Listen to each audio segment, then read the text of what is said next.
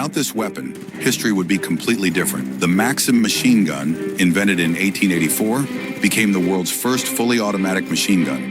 Instead of manual power, it used the energy of gunpowder gases, allowing a single soldier to fire hundreds of rounds per minute. During World War I, it became the symbol of trench warfare, affecting the lives of hundreds of thousands of soldiers. Just imagine, one weapon that rewrote the rules of war. Do you think history would have changed without it?